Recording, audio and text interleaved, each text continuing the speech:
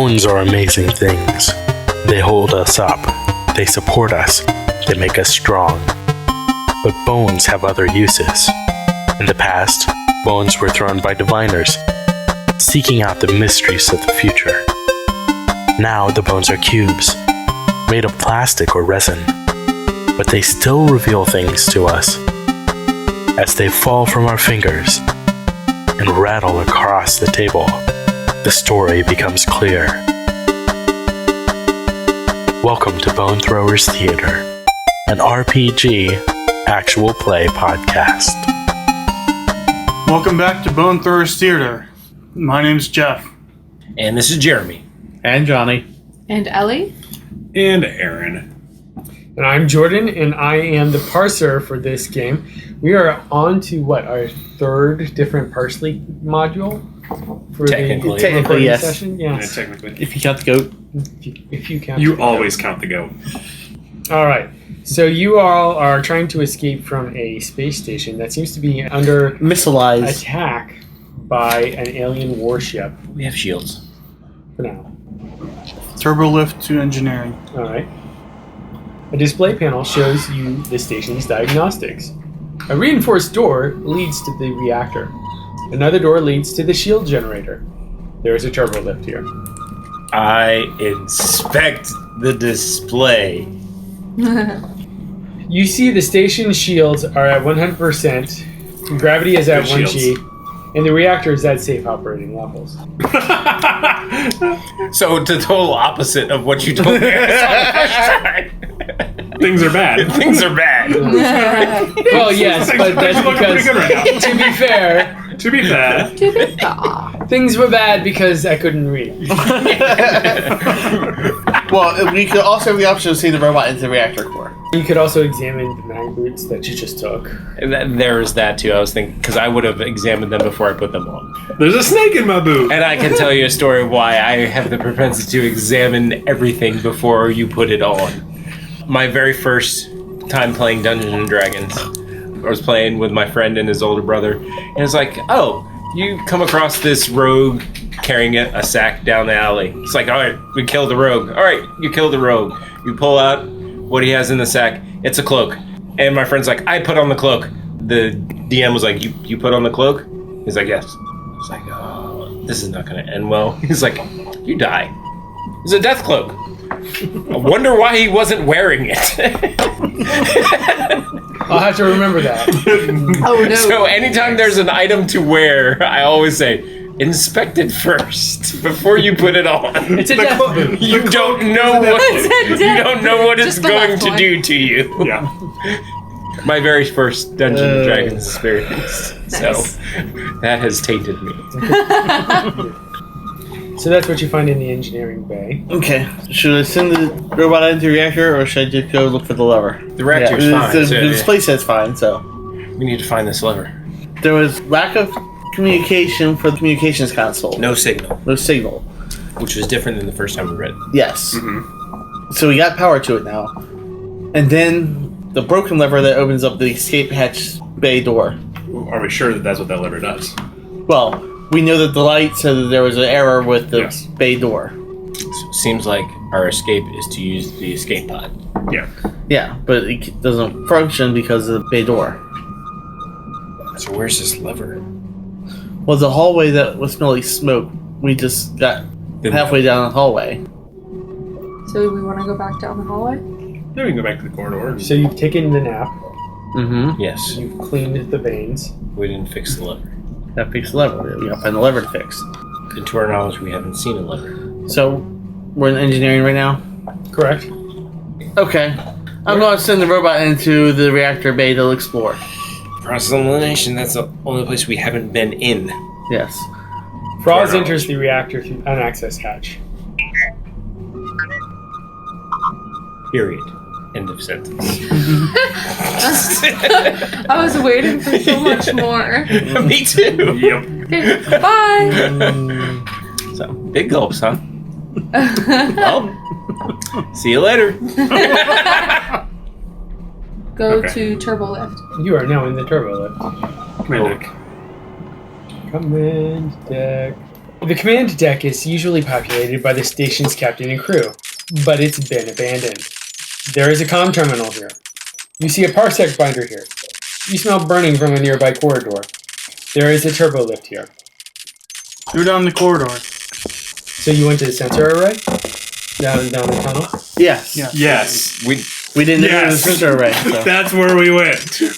You are in a corridor filled with cables and wires that run up from the CPU core and over to the comm terminals. The smell of burning electronics hangs in the air. There is a note stuck to the panel. Examine the panel. You find a short in the signal receiver wiring. Repair the short with the micro tools. Congratulations, the short has been repaired. Exit corridor. Which way? There's another way. Continue down corridor. Well, What? so... Are there 2 ends to the corridor? No. I'm trying to Okay. get a specific direction Okay. from you. Yeah. Okay, I'm sorry. Because verbiage is important in this game. Exit to command deck. Thank you. Yes. The command deck is usually populated by the station's captain and crew, but it's been abandoned. There's a comm terminal here. You see a parsec binder here. You smell burning from a nearby corridor. There is a turbo lift here. Examine comm terminal. It is currently flashing a message. Incoming message. Unknown language. Please input language to translate. I input language to translate English. Oh, I opened up the Sorry, not recognized. Open binder. Binder is lying open on the desk. Find appropriate language in binder. That's a lot of words for something I don't understand. Use binder. The 3-ring binder contains communication protocols for hailing alien life forms. Read binder. The text is dry and technical, causing you to nod off for a few seconds. In brief, intergalactic regulations mandate an invading force must offer terms of surrender before using extinction-level weaponry. Oh, okay. That's good to know. An explosion rocks the space Parlay. station from the outside. Shields seem to be holding. I know I've said the species of alien. Fair. Furnace. Furna. Farida. Yes. Their language It's like is... Jim Carrey in this pen is a blue. I was thinking more of Bruce Campbell. Yeah. Klaatu, preferred language. Match not acquired. It's not really Furna. No, it's not Furna. We It don't started with an F. It- Or there was an F in it. At least. Ferengi. Furry. The Furlings! You're close because they are named after a common swear word. We're gonna have to go back to that observation deck to figure out what they are. Turbolift observation deck. I can tell the name of the species just by seeing it. You're on the top deck of the station. A panoramic window grants you a 360 view of outer space in the mysterious Death World. Some kind of alien warship is positioned nearby. There's a turbolift here. Examine alien warship. You see an alien warship of Fesliyan design. Frelian. It's bristling with weapons. For Nelly. For Tellies. No, Frelian. Let's remember this. So, inside baseball, I'm not sure if that's what it's based off of, but the way that I'm remembering it is that it's the common swear word in Farscape. What the frau? Turbo left to command deck. The command deck is usually populated by the station's captain and crew, but it's been abandoned. X.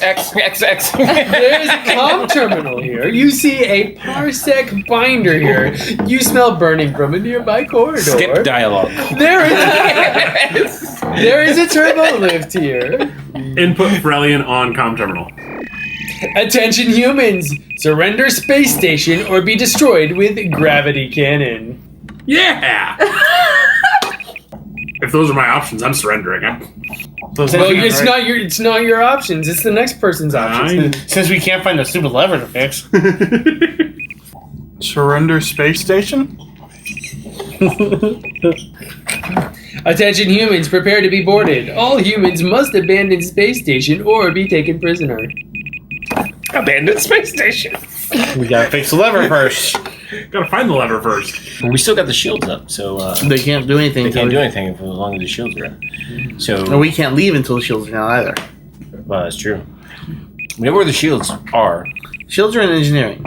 but we can't leave Until without we fix fixing the the lever. lever. Where's the stupid lever? Turbolift flight deck. You arrive at the flight deck. Most of the emergency escape pods have been jettisoned, but one pod remains. There is a flashing light beside the pod bay doors. A corridor leads to the transporter pad. There is a turbo lift here. Examine pod bay doors. You see a set of doors that allow escape pods to eject without depressurizing the flight deck. There is a red light flashing next to the door's manual override lever. Pull lever. The lever is used to manually disengage the door's locking mechanism. Unfortunately, lever is jammed. Fix lever. With micro tools. You do not have strength levels required. Use steroids. Yeah. Would you like to Don't do drugs, kids. Don't Use do drugs. hypodermic, hypo Hypo spread. injector. You now have superhuman strength for a short time. Yank free lever. How many toggle flips in total are we talking about? Flip it! Flip the lever. You Safety locks moron! are now You moron! disengaged. Flashing light has turned amber.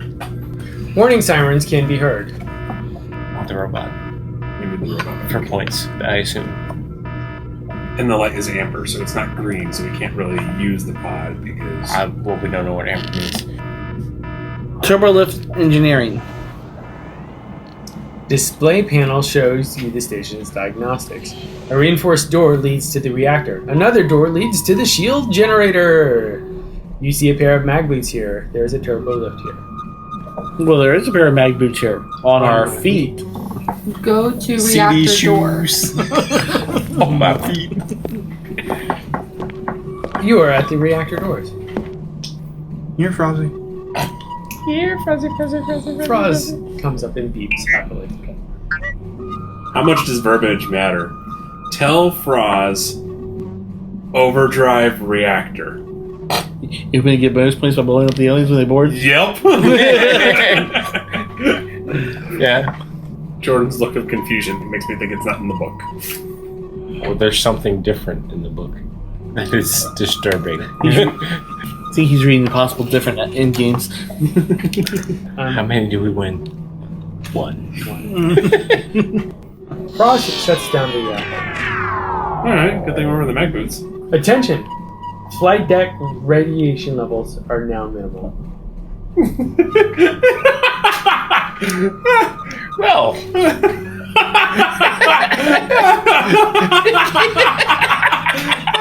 That's why it's been like so easy for us to get around because we were supposed to be dying every time we went onto some of these decks. I don't even know what to do now. Take the shields down. But we need the robot. What's the robot's name again? Froz.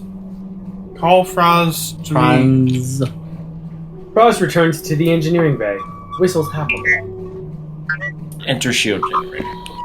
The station's shields repel space debris, cosmic rays, and hostile light. They also prevent unauthorized ships from docking with or leaving the station. There's a control panel here. Turn off shields. A torpedo hits the station. Sparks and flames erupt from the control panel. The gravity drive fails. You begin to float. No, we So don't. we have gravity boots on. Yes. Warning! Reactor damaged. Flight deck radiation at hazardous levels. But the reactor was off. Yeah. We did things backwards, apparently. Yeah, we did. I mean, obviously the last thing you do is turn off the shields. Yeah. You don't do that first, and then do all your other tasks. Okay. Send Froz back in to shut off reactor again. Froz enters the reactor through an access hatch and quickly surmises the problem and shuts down the reactor while it makes repairs. Attention, flight deck's radiation levels are now minimal. Go to next, boys. Get Froz back and we head down the stairs. We exit the ship. Yeah. Escape. Also, get Froz. Yes. Yeah, boy. So you're going to the Flight deck. the Not the fright deck. The flight deck. Oh my gosh. Jumping to zombie story? 1 second. Dead space. You are in the restroom. Bloody foot.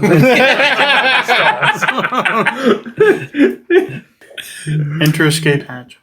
Well, I'm still in the restroom with the bloody feet. You arrive at the flight deck.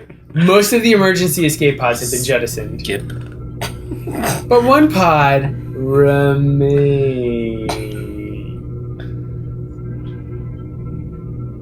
Enter the escape pod. Alright. The pod is equipped with a distress beacon and a launch button. There are survival rations and a spacesuit here. So we are in We are in. We are with in the Frost. Yes.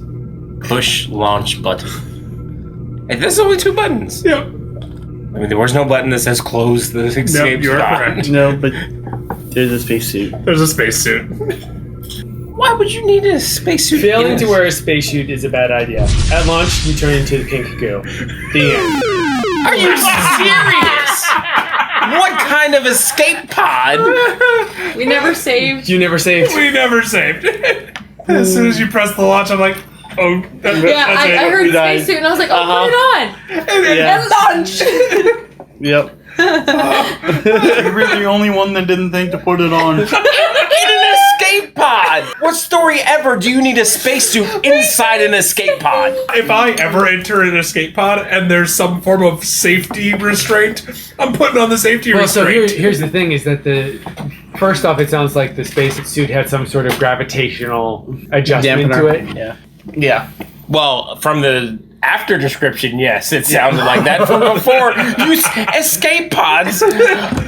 Nowhere in science fiction do you see that anybody gets into a spacesuit before getting into an escape pod. I'm sorry, Dave. I can't help Actually, you. they do all the time. I'm trying to think of The Expanse. I think they do because Well, they do is because they have their spacesuits on because in case there's a hull breach during your Star race Wars, to- nope. Star during the Trek, race to nope. the escape pod. Stargate, nope. Well, yeah, but They usually have it on before they get to the escape pod. No. they don't even They wear don't them have like them. for puddle jumpers and stuff like that. They No. don't wear. Anyway, good game. Thanks for not saving. It was so easy until we reached the final. None of us were like, we should probably save here. It's about. We did so danger. much without saving I because know. there was no danger. There was Right, like we were so there's no comfortable. imminent danger. So we're like, yeah, why they're sa- shooting missiles out, but our shields are good. I'm guessing this is the commentary. Yes. Yeah. Yeah. Okay. So, Parsley as a system. It's fun. I love the system. Yeah. The system is so much fun. it would be fun to like homebrew a couple scenarios. Yes. Yeah. I love this because you can throw it in your bag as kind of a backup plan if you have too many people for an actual session. Like if you go to a party and someone was like, "Oh, let's play an RPG," and there are 12 to 15 people there, this game was great for that Yeah. kind of thing. yeah, yeah, it is. It's good for like a quick play where you don't have to really think about things. You can just show people how it's done with like the goat simulator and then go from there. Yeah. When we were doing the first one and there was the monkey, I was assuming when we lighted it on fire, there was going to be just a flaming monkey. Just following us. Yeah. Yeah, but see, because it's based off the old text-based games, you're very restricted on what you can and can't do. Yes. Yeah. I actually got a lot looser on the Yes, space you did. station. I think that is a drawback. It's of a limitation, though, because there were some things where obviously, based on what inspiration individuals are drawing from, Yeah. you're going to get a much different mental. picture. mental description and Terminology. not in the terminology, but requirements for certain things. Like It's like a we giant ended up on the end. Because I mentioned before that it's like, oh, we're all assuming Star Trek ship layout and we're on the command deck, so that's the top. Right. When it obviously was in the middle. Yeah, it was deck 5. Yeah. And at the end, it's like, I literally went, oh, it's an escape pod. You can enter this escape pod, it'll be closed, and you'll be fine. Right. That's most escape pods that I have seen. That's what I think. That's the So- purpose of. And then there's a spacesuit. Okay, if we want to leave Because no matter, you don't know where you're going. Yeah, you don't know. You end up on the Death Planet, and you're going to need a spacesuit. So if you had put on the spacesuit, that was exactly what was going to happen. Is you were going to wind up on the Death World. The other option we had was to put on a spacesuit and go to the teleporter and teleport to the Death World. Yeah, so I think the phrasing was a little awkward because the transporter room was just talking about transporting. I think, like transportation. Like, I don't think it was like a shimmery... Oh, not a teleporter. Yes. Yeah. A Where, of course, transporter. we were all thinking of teleporter. Yes. especially, I think the description was transporter pad. Yeah. So Right, which I think meant it was supposed to be like a landing pad. Oh, so when you say transporting pad, immediately I went to Star Trek. Yeah. I was like, We oh, all the did. transporter pad. You stand on it, and then you get transported. So, I don't know if you ever played any of the text-based games. I played the ones that were coded for like your TI calculators. Okay, yeah. Same Yeah. idea. And I loved them when I was a kid. I loved Yeah. them as an adult, too. Like, I think my brother has gotten back into one of the MUDs recently that we used to play. I just like that. Even when you do read the same description, you can have 6 people hear the same description. And think of something very different. Yes. Yeah. In those descriptions, there's always something that should stand out to everybody. There's a spacesuit. Sorry, I'm kidding. But when we all saw there are micro tools here. Okay, well, we'll pick up the micro tools. There are those things that I don't know. I love that type of game. And Well, yeah, just like, with the first one we did with the, you exited the plane, you could search this crash for salvage. yeah. Yeah. So all right, and in those games, there's always certain language that's repeated throughout the whole thing, and then as computer science major, and that's my field, this type of game speaks to me. Yeah, and that's why I said when you were coming over, I'm like, I think Aaron is going to be very good at this game.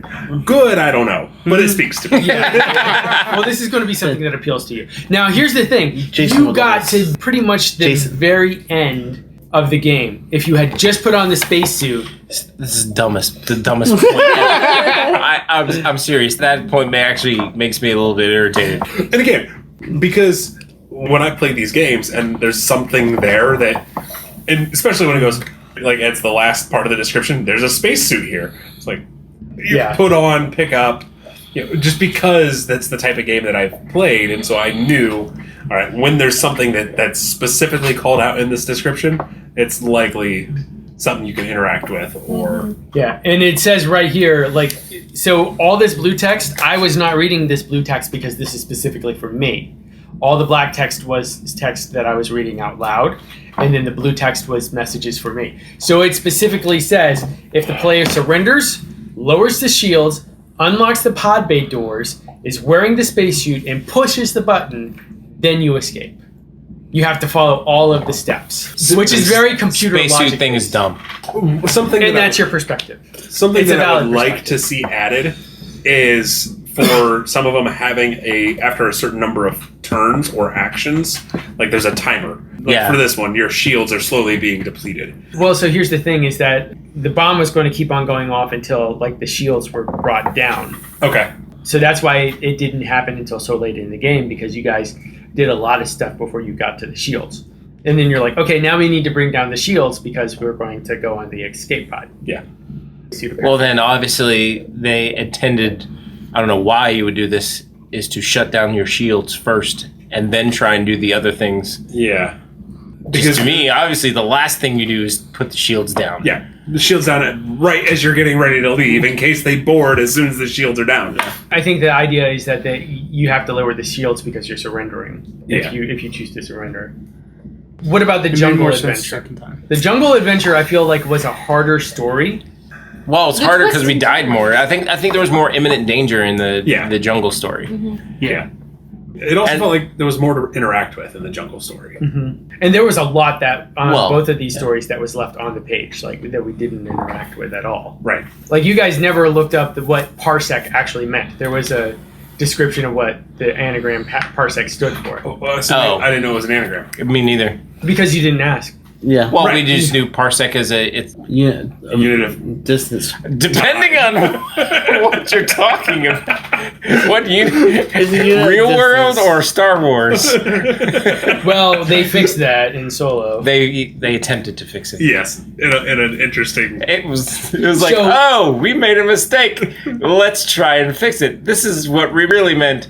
And it's like you're shoving a round peg into a square hole. Yeah. It's like, okay. I always get the feeling that when they fixed it, it was like tongue in cheek. It's like, Yeah, we get it. It's like we messed up. Look, we're trying to fix it. This is hilarious that we're trying to fix this. Well, so here's the thing. It's like when you crawl out of the cryos chamber, like one of the first things that it said was that you're still in your service uniform and you have a world-class headache. Oh, well, I could have looked at my uniform and it would have told you that it was the Planetary Action Research Science Exploration Corps. Parsec. Oh, okay. So, like, little things like that got left behind. Yeah. I mean, for the jungle thing, I almost felt like it was a lot of interactions that could have happened that just weren't in the story. Right. Like the Warriors. It was like the Warriors. At first, I thought it was like we're gonna have to fight these Warriors, and it's like we leave the hut, and there was nothing with the Warriors. Yeah. It The fact was that we like- could just walk into the women's hut and it's like, Well- here's a skirt. So you Yeah. did need the skirt. You did need the skirt. Yeah. You did need the spear. So there was a point for all of them, but it depends on how much level do you want to have on this. Do you want it to be an entire campaign, or do you want it to be a one-shot? Yeah. And these are specifically designed to be one-shots. yeah, So, I don't know. Just the Warriors kind of felt Underutilized. and also, underutilized. Is like one of those video games where. Like where you come across the enemy, they'll turn and try and fight you, but you hide around the next corner, and then you're just like, oh, they're gone, and turn around and walk away. Yeah. It's like, Yeah. so when I played this at PAX Unplugged, Jared Sorenson ran it, which was cool because I got to meet a personal hero. yeah, that's And I was like, oh. But we actually did Jungle Adventure, and it took us 3 hours because there were 50 people. oh. And we kept on asking all these questions, and everybody was trying to figure out where to go and what to do. And we went all over the place, and we explored the entire map. And like there were people over in a corner, like diagramming out the map as we were going. And like they would come up and it's like, "What did you ask?" I said this. What happened? Well, we walked off a cliff. Okay, and then we would draw it onto the map. So it was like we got really involved in it, and people were just walking by. They were seeing this giant queue of people walking through a room because he literally had it set up as a TSA line. And so we would jump Nice. in, we would go through the line, we'd get up to the front, ask him a question, and then jump out of the line and go to the back and go all the way through again. And so that's why you needed the map, so that way Yes, each person exactly. could see the You map did and that you for could see 3 hours? Yes, it was great.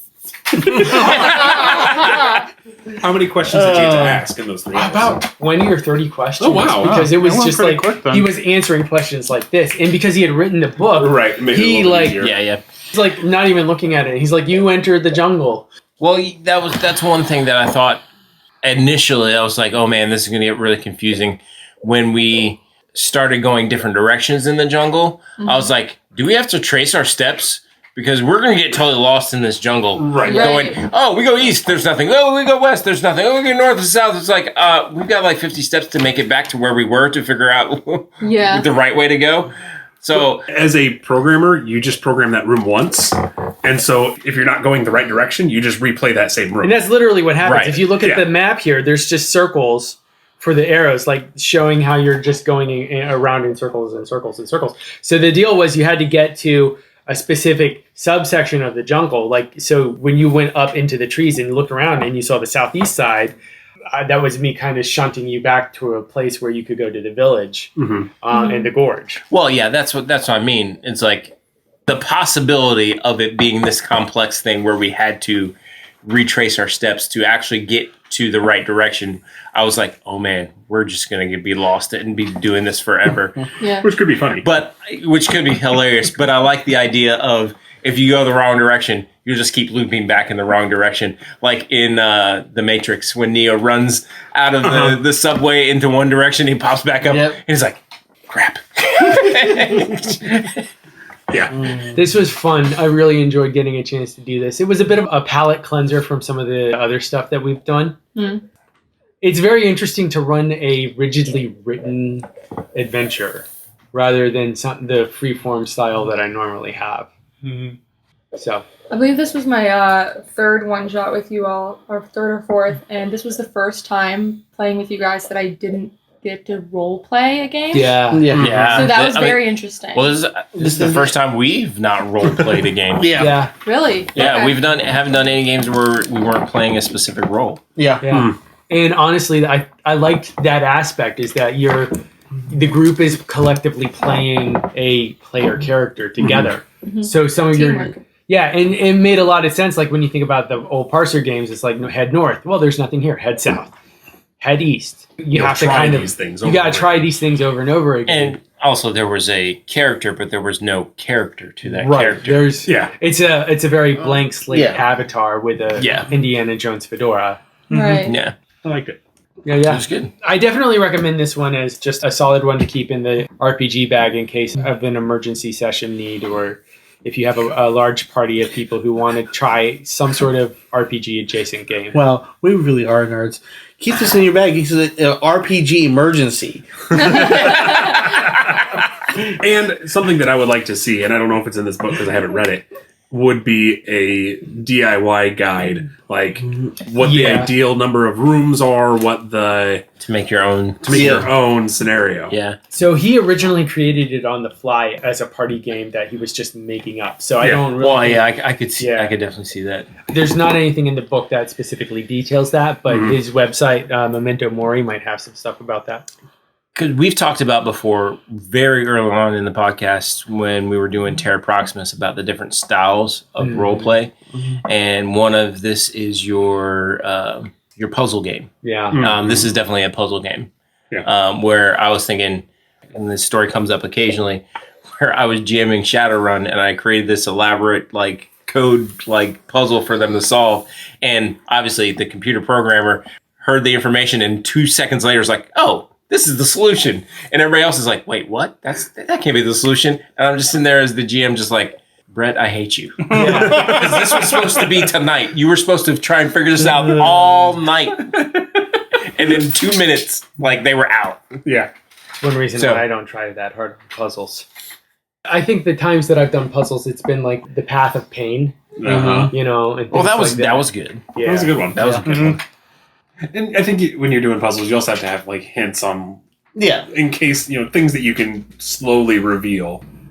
All right. Well, I think that we're pretty much at saturation point. We've parsed our last parse, and we've done enough with leafy herbs for the evening. Parsley. Parsley. Just parsley. Yes. Despite some of our laughter fits. Just parsley. Thank you so much for listening. I hope you all have a good one. Don't do drugs. Second time tonight we're saying that. Disclaimer. Thank you for listening to Bone Throwers Theater. Our cast is Aaron, Ellie, Jeff, Jeremy, Johnny, and Jordan.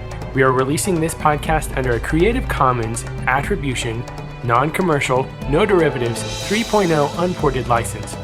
That means you can share the podcast, but please do not modify it or try to gain financially from it. If you would like to visit our website, you can do so at bonethrowerstheater.com. If you would like to send us an email, you can do so at bonethrowerstheater@gmail.com. Our Twitter handle is bonethrowerstheater. You can also look us up on Facebook and subscribe to our YouTube channel. And until next time, may the bones fall ever in your favor. This has been a Nerd Circle podcast production.